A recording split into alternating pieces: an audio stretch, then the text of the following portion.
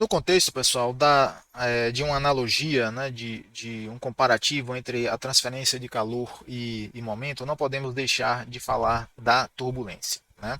A turbulência é um fenômeno muito complexo, é um problema que é aberto até hoje em dia.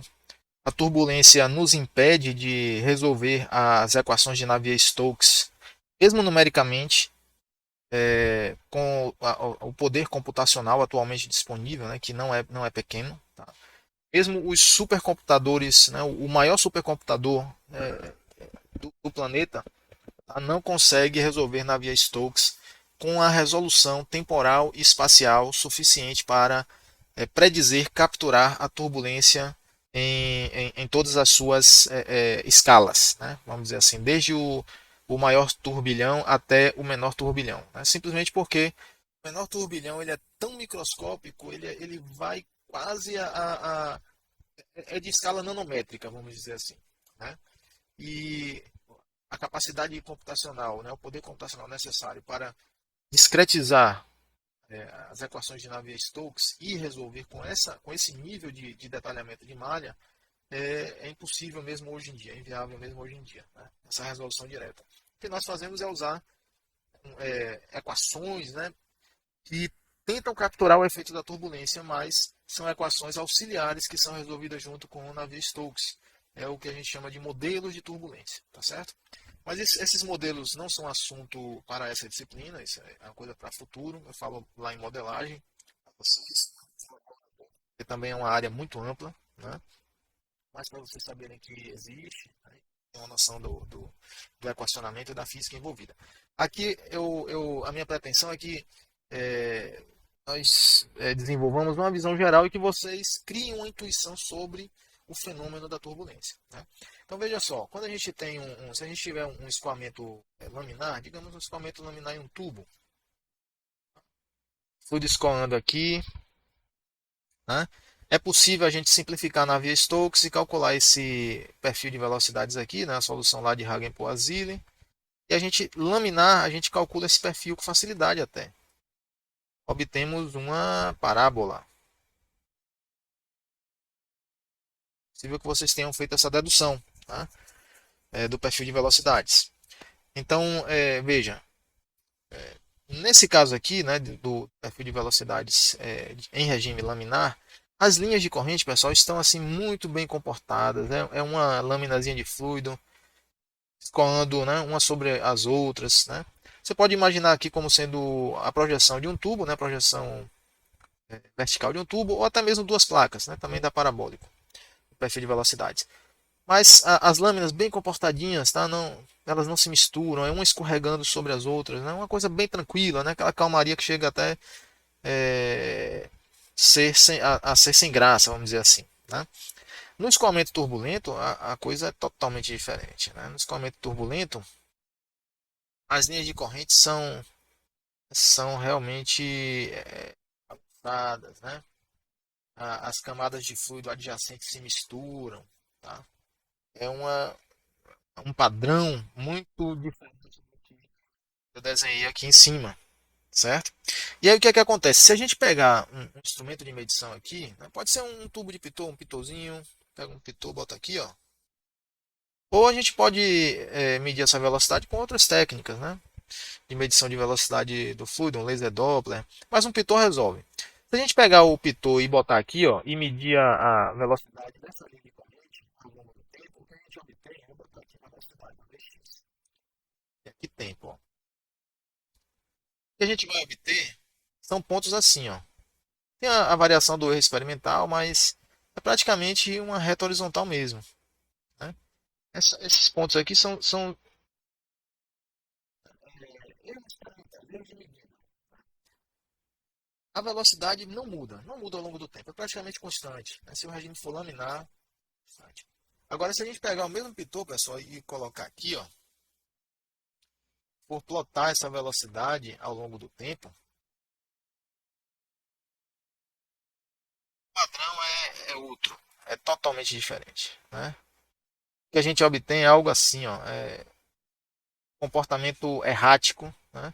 As nuvens, eu vou desenhar alguns pontos aqui para vocês terem ideia da nuvem de flutuação. é totalmente diferente, é mais ampla, né? Mais errática. Tá? Então, na transferência de quantidade de movimento, né, ou de momento, é isso que a gente observa, e o efeito da turbulência é criar essa flutuação, esse comportamento aparentemente aleatório, tá?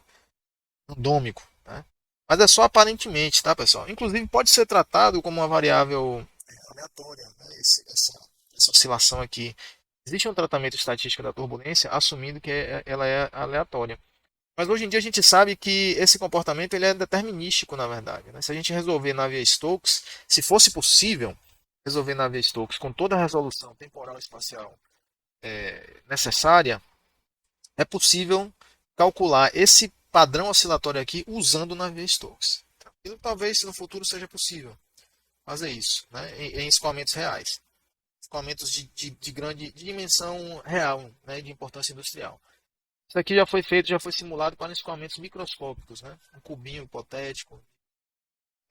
Já foi feito isso aqui e foi comprovado que Navier-Stokes captura esse fenômeno, tá? Para a temperatura, pessoal, é a mesma coisa. Se a gente tem, digamos, um fluido sendo aquecido, digamos que o fluido aqui está até infinito, e aí ele é aquecido aqui, ó, digamos, por duas placas, tá? E eu colocar um termopar, né, medindo a temperatura aqui, ó, o que é que a gente obtém da temperatura? Se for o escoamento laminar e a gente colocar um termoparzinho aqui, ó, medindo a linha de corrente, eu vou colocar a temperatura aqui do lado esquerdo, tá ok? Obtemos, ó, tempo e aqui temperatura agora. Obtemos uma retazinha horizontal, ó, tranquila, bem comportada, se for laminar. Mas se for turbulento, ao longo do tempo, a temperatura terá um comportamento similar ao da velocidade. Uma coisa louca desse jeito aqui. Estão entendendo que tem uma analogia muito boa, tem uma semelhança muito boa, né? E aí, um cara chamado Prandtl, que já é conhecido nosso, né? Existe um número de Prandtl, ele estudou a transferência de momentum, né? Em escoamento turbulento e criou uma teoria chamada teoria do comprimento de mistura de Prandtl. Certo? Que eu vou relembrar aqui porque nós vamos precisar dela agora na transferência de calor também. Tá? Ela foi desenvolvida para a transferência de momento, de quantidade de movimento, mas pode ser usada por analogia também na transferência de calor. Entende? E aí nós vamos pegar carona, vamos puxar, né, essa análise a partir da teoria do comprimento de mistura de Prandtl.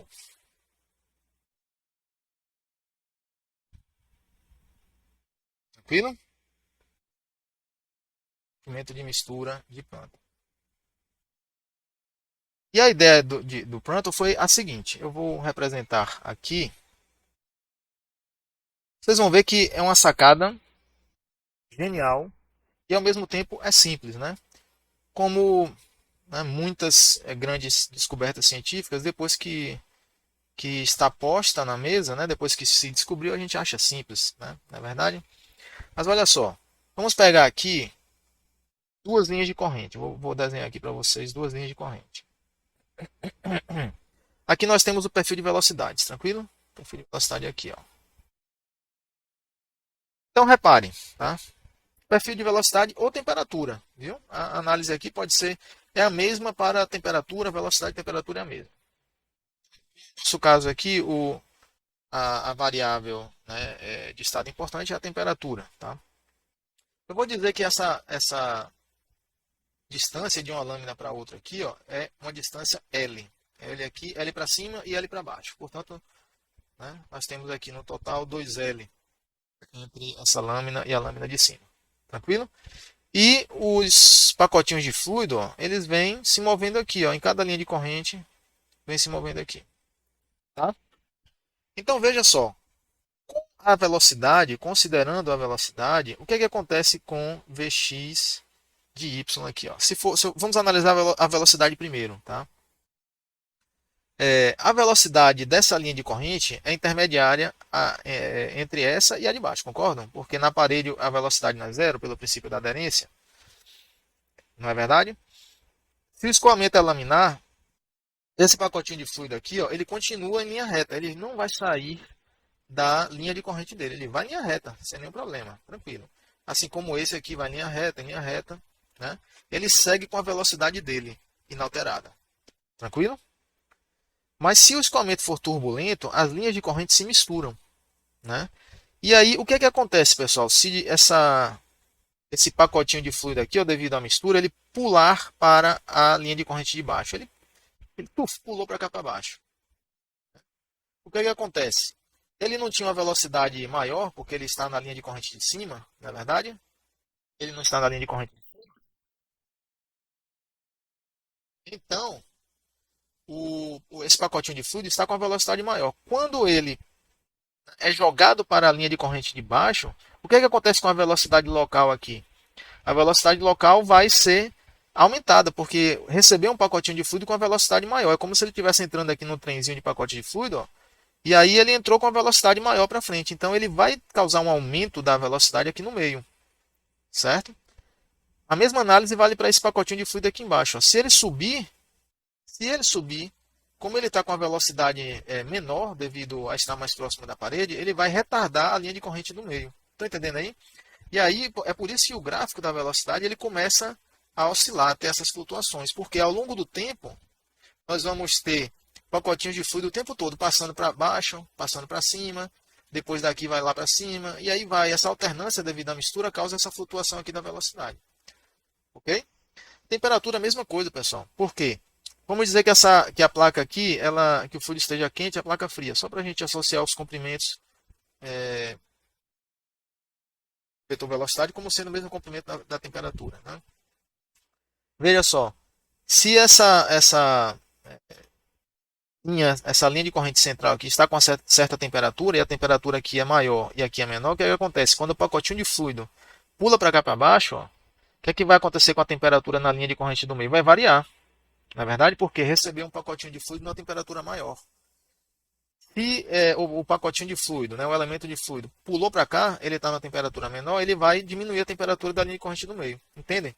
E aí é por isso que o gráfico de temperatura também oscilará. Tranquilo? Essa oscilação aqui é uma oscilação pequena em geral, né? É um valor que é positivo ou negativo, né? E positivo ou negativo no sentido de ser aumento ou diminuição, tranquilo? Se for de aumento é positivo, se for de diminuição é negativo. Mas tem um aspecto importante. Claramente, pessoal, a gente vê ó, que apesar da flutuação, é possível definir um valor médio de velocidade aqui. Na verdade, vou até botar o Vx aqui.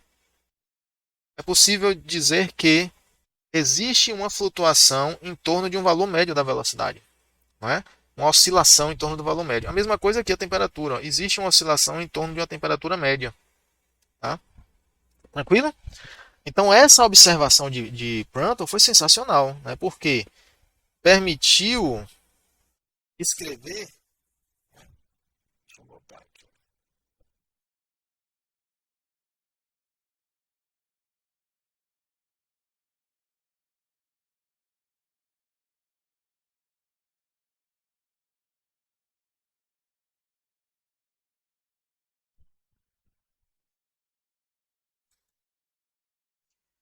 Vamos lá, travou o programa de gravação aqui, mas vamos continuando, certo? Então, o que é que acontece?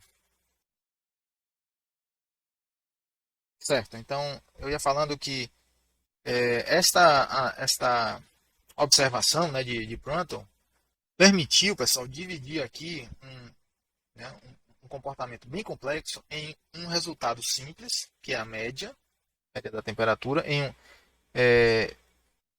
simples não, em uma variável simples, que é a média da temperatura e a média da velocidade, somado com a flutuação, que é realmente complicada, um comportamento complicado. Tranquilo? E essa distância aqui do salto ó, é o chamado comprimento de mistura de Prandtl. Mas a gente não sabemos, desculpe, a gente não sabe, nós não sabemos qual é, que distância é essa. A gente não sabe que distância é essa. Né? E até o momento não precisamos saber. Né? É assim que se começa uma teoria. Você faz algumas suposições, adota algumas premissas e vai seguindo o desenvolvimento. na esperança, na expectativa de que se chegue, né, se alcance algum resultado útil. Tranquilo? Tá. Então, o comprimento de mistura, né?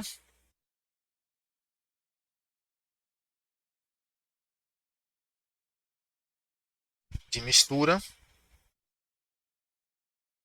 L é assumido muito pequeno.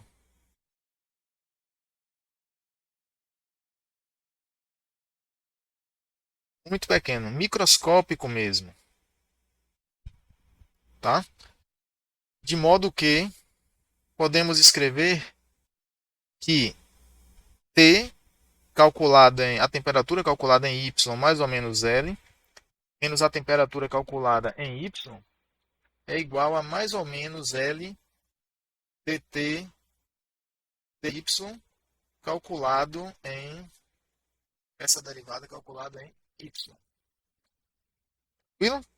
Então nós temos aqui um y qualquer, aqui nós temos y mais L e aqui nós temos y menos L. Entenderam aí a lógica da coisa? Tranquilo? E esta diferença de temperatura dividido por L aqui embaixo ó, é um aproximador da derivada. Perceberam? É uma aproximação da derivada. O que nós temos aqui é um ΔT sobre um ΔY. Né? Porque quando eu tenho ΔT por L, quem é esse ΔT aqui? Na verdade, ele é um ΔY. Tá? Então, o que nós temos é um ΔT sobre um ΔY, sendo aproximando, né? Sendo um proxy da derivada. Tranquilo? Entenderam aí? Muito bem. Então, vamos chamar de flutuação, seja a flutuação de temperatura. Flutuação é essa oscilação, tá? Essa variável oscilatória, né? Aparentemente aleatória, flutuação de temperatura. Certo? Então, nós podemos escrever a temperatura real como sendo T médio mais T', essa flutuação aí. Tranquilo? Olha só, pessoal, para vocês entenderem. Se a gente for plotar um gráfico da temperatura real, um gráfico temporal transiente, a temperatura real não seria isso aqui, ó. Essa coisa oscilante aqui, essa coisa doida. Tá? Então, o que está sendo proposto aqui, né, o que Prandtl propôs, é que nós consideremos essa temperatura real como sendo uma combinação de uma soma, na verdade, né, de uma temperatura média, tá aqui ó, média. Qual é a temperatura média? Uma linha horizontal. Tranquilo? Uma linha horizontal, só isso, tá?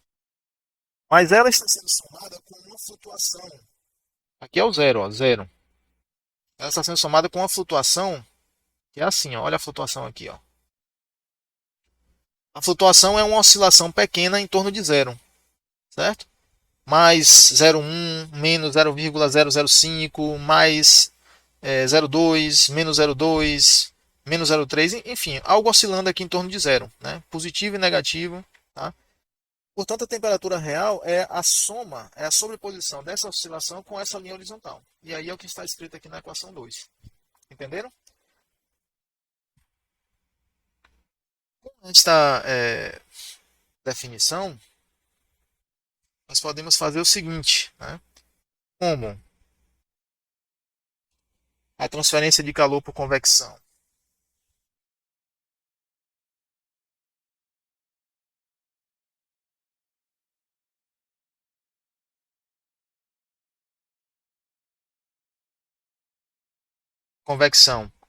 na direção y, isso é importante, na direção y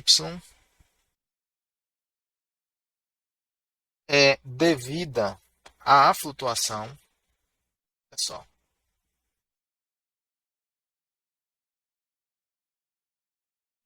é devida à flutuação de de t, concluímos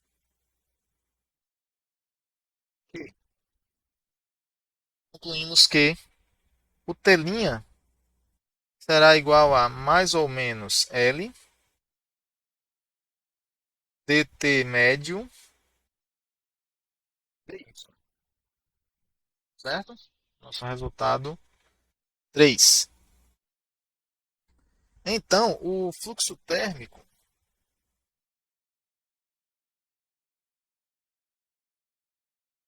na direção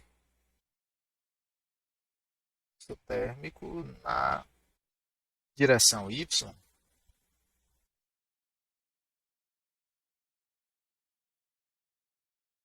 será QY a taxa por área, calculado num y qualquer, igual a o CP TVY'. O resultado 4. Esta aqui foi uma percepção também muito boa, né, do Proton. Você pode estar se questionando, né, de onde vem essa equação aqui, né? Mas fica claro, pessoal, se você pegar esse A aqui do denominador, esse A do fluxo, e jogar aqui para a direita, e lembrar que, se a gente lembrar que velocidade vezes área, né, vezes seção transversal, é vazão volumétrica, tá? E vazão volumétrica multiplicado por massa específica é massa específica, né, é, digamos, quilograma por metro cúbico ou libra por pé cúbico. Nós temos vazão mássica, né? Então, ρ VA, vou botar aqui embaixo, ó. Rho VA pegando esse A e multiplicando aqui, viu? Olha só. O que nós temos aqui, ó, é vazão mássica, tá? E vazão mássica vezes, ou seja, então nós temos aqui, ó, um M ponto, ó. Isso aqui é M ponto, vamos dizer, ou W. Então nós temos M ponto vezes CPT, ó. Então isso aqui, ó, como se fosse o MCPT, entalpia, só que por tempo, ou seja, taxa de entalpia na direção Y. Tá vendo aqui? Que nós temos multiplicando ρ VYA CPT é taxa de entalpia indo na direção Y. Como a flutuação da velocidade y pode ser positiva ou negativa, então o que nós temos aqui é a taxa de entalpia subindo ou descendo na direção y entre as linhas de corrente. Entenderam? É isso. Aqui o espaço. Vamos adiante, tá? Com 2, tá? Botou até a barrinha aqui, viu? Com 2 em substituindo em 4, né? Com 2 em 4 temos. Nós vamos obter o seguinte: QY sobre A calculado em um y arbitrário é igual a ρCP VY' vezes, tá? Então eu troquei a temperatura real, essa temperatura aqui, ó, por média mais a flutuação. Só isso que eu fiz aqui. Ok? E aí nós temos nosso resultado 5. Tomando a média temporal,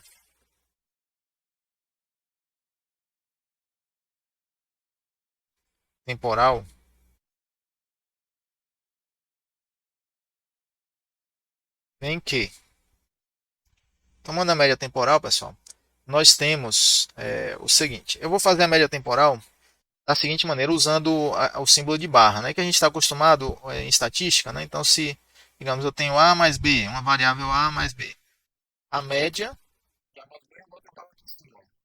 essa notação a gente está acostumado, tá? Como a média de uma variável discreta é um somatório, na verdade, então a média da soma é igual à soma das médias. Isso pode ser demonstrado com somatório, tá? Isso vale também para integrais. Se A é uma variável contínua e diferenciável e B é uma variável contínua e diferenciável em algum intervalo, a média dela pode ser calculada por integração, né? O chamado, lembra lá do teorema do valor médio? Então, para variáveis contínuas que têm as suas médias calculadas por integrais, A média de uma soma também é igual à soma das médias. Tranquilo? E aí eu simplesmente divido essa barra aqui e distribuo a barra para as variáveis. Ok? É isso, tá? Então eu vou tomar a média temporal aqui. Eu vou até aproveitar o que eu escrevi aqui em cima. Se eu aplicar a barra de média de um lado e do outro, eu altero a equação? Não. Qualquer operação que é feita de um lado e do outro, a mesma operação, a equação é mantida, a identidade é mantida, né? Porque um lado se torna igual ao outro, já que eu fiz a mesma operação matemática entre um e outro, tá certo? Nos dois lados. E aí, o que é que acontece? Como CP e ρ são constantes, vou fazer o passo a passo aqui, né? Como CP e ρ são constantes, então esta barra pode ser reduzida até aqui, tá vendo? Ó, porque eles saem imagine o somatório integral. A integral, quando tem um termo constante, uma constante multiplicando, né, a função integrada, a gente não pode tirar da integral. A mesma coisa aqui. Então, o CP saiu da integral. E aí, o que é que nós temos agora? Nós temos VY' vezes T médio mais VY' vezes T'. Então, eu vou escrever pequenininho aqui, ó. VY' vezes T médio mais VY' vezes T'. Olha só, tá? E a barra está em tudo aqui, ó. A barra está em cima de tudo. Tá entendendo, pessoal? Então, veja. Aqui, como nós temos uma soma, então essa barra pode ser dividida aqui, ó. E aí eu tenho uma média somada com outra média. Tranquilo? Perceberam aí? Certo? E aí, este resultado, ele leva, né, a uma conclusão inusitada, tá? Que é a seguinte: a equação 5, quando nós tomamos a média temporal, ela vai se tornar QY sobre A. Aqui eu já vou chamar de turbulento para deixar bem claro, explícito, que é um fluxo turbulento, uma vez que é devido à flutuação de velocidade, VY', certo? Deixa eu melhorar isso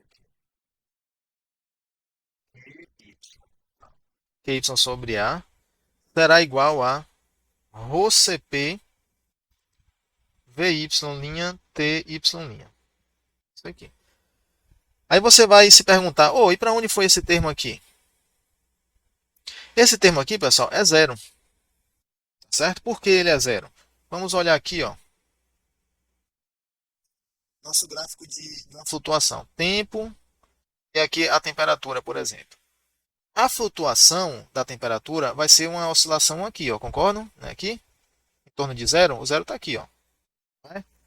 Se eu integrar, se eu fizer essa integral de zero a um tempo t qualquer, de t' dt, quanto é que a gente vai obter nessa integral aqui? Vai ser igual a quanto? O que é que vocês acham? A zero, né? Vou dizer por quê. Porque essa oscilação aqui, vamos dizer, não é aleatória, vou colocar entre aspas esse aleatório, na verdade não é aleatório, mas aparenta ser aleatório, em torno de zero. E a gente não sabe que a integral, né, para uma função, a área da integração, digamos, eu tenho uma função qualquer aqui, ó. Vamos a uma função seno, pronto, ó. É só. Essa área aqui, se eu integrar a função seno, ó, só nessa daqui até aqui, tá? De 0 a π sobre 2, né? Essa integral vai dar positiva, né? Mas se eu integrar a função seno aqui, ó, de π sobre 2 até i, né? Vai dar negativo. Então, veja, áreas acima do eixo são positivas, áreas abaixo são negativas. Como a oscilação, pessoal, é uma variável aleatória, assumida aleatória, não há razão nenhuma para ela ter mais áreas positivas do que negativas. Está entendendo? A distribuição de área tem que ser equivalente de um lado e do outro, né, do eixo, positivo e negativo, não há razão nenhuma para ser diferente, se ela é realmente aleatória. Tá? Então, essa área aqui é zero. Mas a integral de uma flutuação vezes um valor constante, porque a temperatura média não é constante, vai ser zero? Essa é a questão. Tá?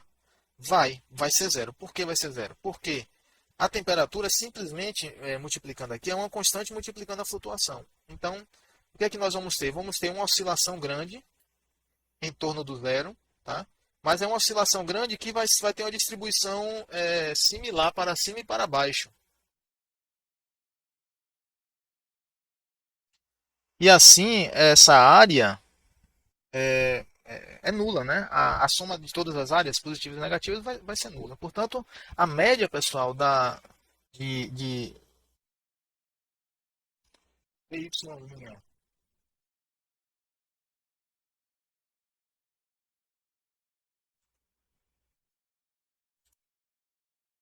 a média de VY' vezes T médio é igual a zero. Tá? O mesmo nós não podemos dizer dessa média aqui, ó, de VY' vezes T', porque são duas flutuações multiplicadas. Então, pode acontecer do sinal de uma ser igual ao sinal da outra. Uma ser positiva, a outra ser positivo, e aí dá um sinal positivo, o produto, né, a multiplicação. Pode acontecer dela ser negativa, de VY' ser negativo e T' ser negativo, e aí também dá um sinal positivo. Então, essa simetria é quebrada de maneira que não temos garantia nenhuma de que essa, essa média aqui, ó, seja diferente, seja igual a zero. Ela não vai ser igual a zero, ela vai ser diferente de zero. Tranquilo?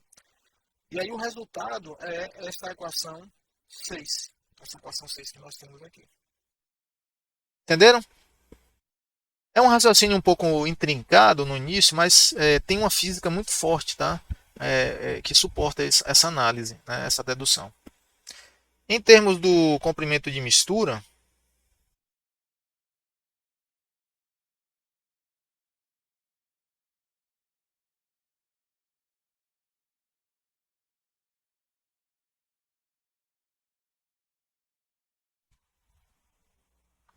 seguimos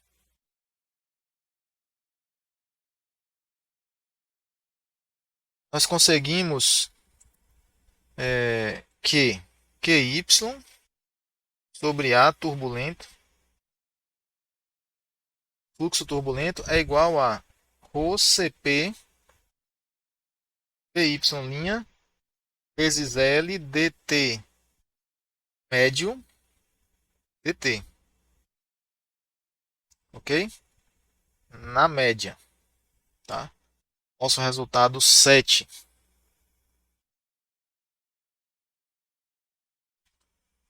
Fluxo total de energia.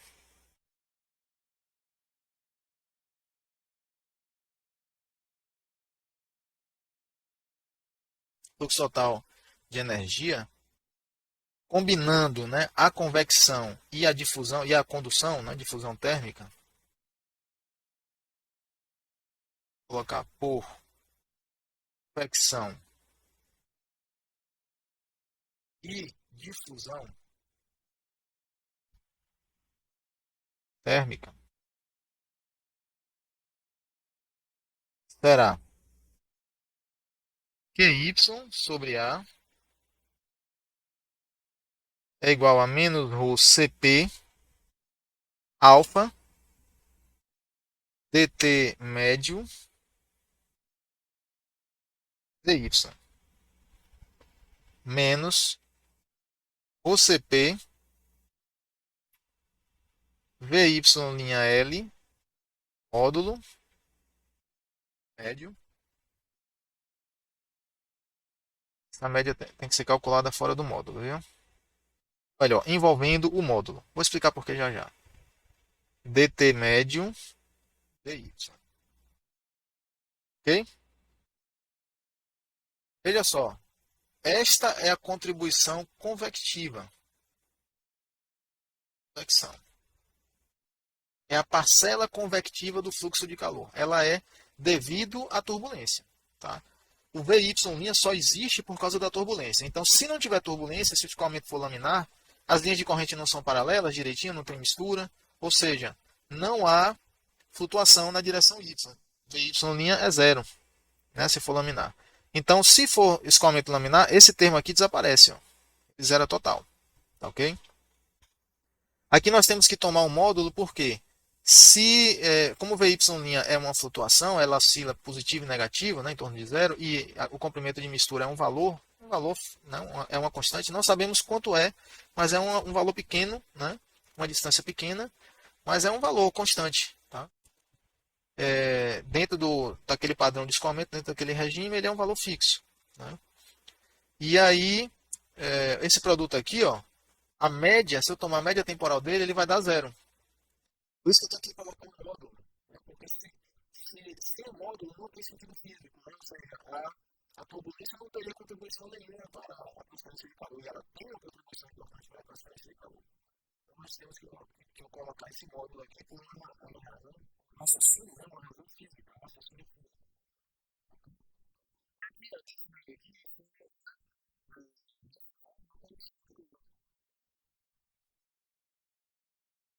Alguns já devem ter enxergado que o que nós temos aqui é simplesmente a lei de Fourier, né?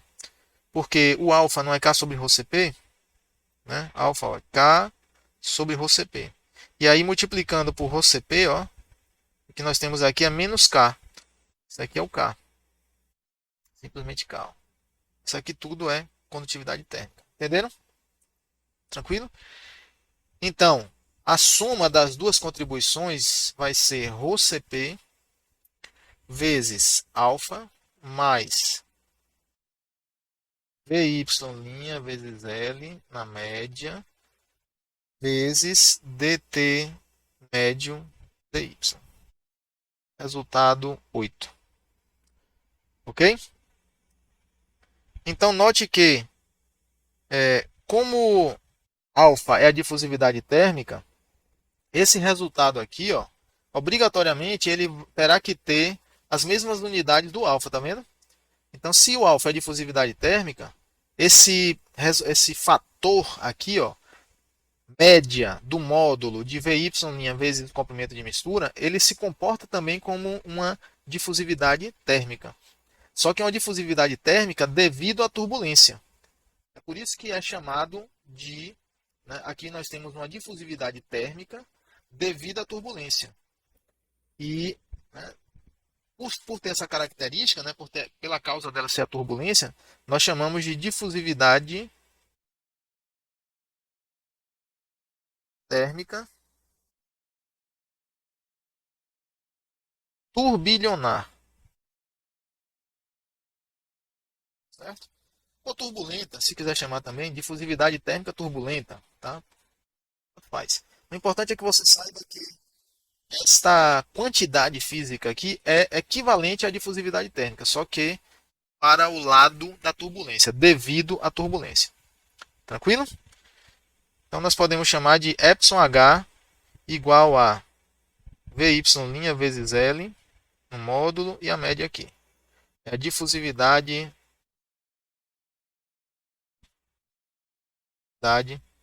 térmica turbilionar. Ok? Difusividade térmica turbilionar. Nosso resultado 9. Este resultado 9 ele é bem interessante, né, porque em regime laminar, né, é zero, né, o εH é zero, e apenas a difusividade térmica contribui para a transferência de calor, não é verdade? E em regime turbulento, a turbulência ela contribui muito mais para a transferência de calor do que a difusividade térmica, do que a condução. A convecção devido à turbulência é muito mais importante do que a condução de calor. Tranquilo? Então, em regime laminar, o εH é muito menor do que... Vou colocar aqui, ó, regime laminar. εH, opa, εH será muito menor do que o alfa. Mas no regime turbulento, o εH é muito mais importante do que o alfa. Tranquilo? Certo? Isso aqui é verdade, né, para praticamente todos os fluidos, exceto os metais líquidos, tá? Exceto metais. A exceção são os metais líquidos. Tipo mercúrio líquido ou metais fundidos, né? Metais líquidos. Os metais, né, como alfa é igual a K sobre ρ CP, como os metais são bons condutores de calor, o K é muito alto, né? O K é muito alto, tá? Comparado com outros líquidos. Então, pode ser que mesmo em escoamento turbulento, esses metais derretidos, esses metais líquidos, ainda assim o alfa seja muito grande. O alfa seja grande. E aí não vai ser verdade que o epsilon H é muito maior do que o alfa. O epsilon H pode ser comparável ao alfa, entende? Então, para metais líquidos, esse muito maior, muito menor, não representa também a realidade. Ok? Podemos fazer aqui vamos dizer assim, um equivalente turbulento do número de Prandtl, né, nesse caso. Por quê?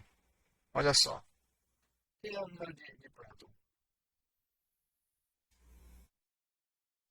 O número de Prandtl é definido como I sobre alfa, não é verdade? I sobre alfa. Aqui nós temos a viscosidade cinemática, no caso, né? E aqui nós temos a difusividade térmica. Viscosidade cinemática e aqui nós temos a difusividade térmica. Ok? E pela análise do comprimento de mistura de Prandtl, pela teoria do comprimento de mistura de Prandtl, lá na mecânica dos fluidos, a gente vê que existe o equivalente da difusividade de momentum, né, que é a viscosidade cinemática, é a difusividade de momentum, ou de quantidade de movimento. É o equivalente para a quantidade de movimento da difusividade térmica. Então aqui nós temos difusividade de momentum sobre difusividade térmica. É isso que é o número de Prandtl. Tranquilo? Então veja, nós descobrimos por essa análise aqui que existe um equivalente turbulento para o alfa. E lá na mecânica dos fluidos, a gente descobre que existe um equivalente turbulento para o Ni, né? Lá, dependendo do livro, né, o Fox chama de um jeito, o Welch chama de outro jeito, mas podemos denominar de epsilon m, digamos, como vou usar aqui a nomenclatura do Welch. Então, pelo Welch, o equivalente ao Ni é o epsilon m, certo? É a difusividade turbilionar de momentum, tá certo? Então veja, como o Prandtl é Ni sobre alfa e o alfa é equivalente ao epsilon h, só que o epsilon h é para a turbulência, o epsilon m é o equivalente à viscosidade, só que é uma viscosidade turbulenta, nada nos impede de definir um Prandtl turbulento usando essas duas propriedades aqui, o epsilon m e o epsilon h. Olha só.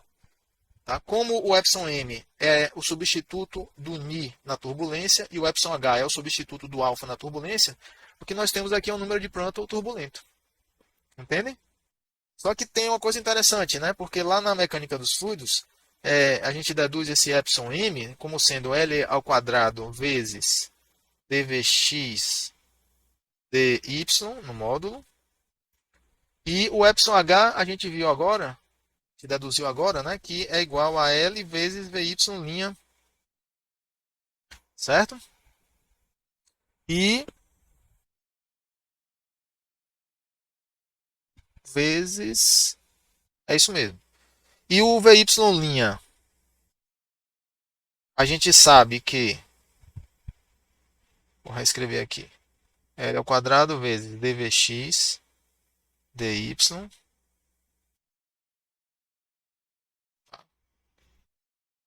E o Vy' é igual a L dvx dy, não é? Pelo comprimento de mistura de Prandtl. Então aí nós obtemos que L ao quadrado, que o denominador vai ser L ao quadrado vezes módulo de dvx dy. Olha só.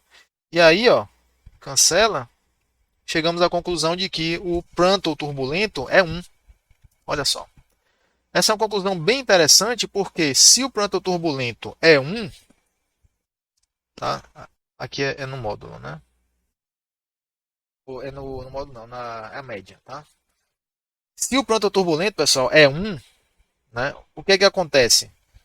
A nossa conclusão, a conclusão que nós podemos chegar é simplesmente que se o escoamento for totalmente turbulento, né, o escoamento for muito turbulento, um Reynolds muito alto, digamos um Reynolds de um escoamento no tubo, a transição laminar turbulenta a gente geralmente considera 2000, 2100, 2500, não é verdade? No caso de um escoamento muito turbulento, um Reynolds de 100 mil, 1 milhão, tá? Não importa, baseado neste resultado aqui, não importa qual seja o fluido, ele sempre terá um Prandtl efetivo de 1. Olha que interessante. Né?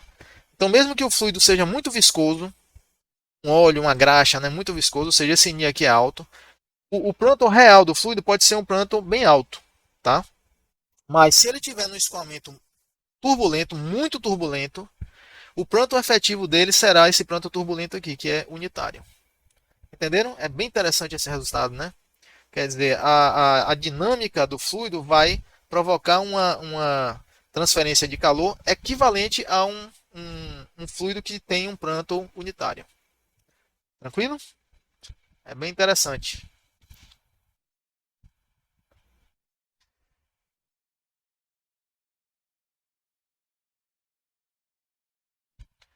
E aí, a partir desse resultado, né, dessa conclusão, nós obtivemos, né, nós chegamos agora, a partir da teoria do comprimento de mistura de Prandtl, nós vamos seguir, né, avançar para as próximas analogias.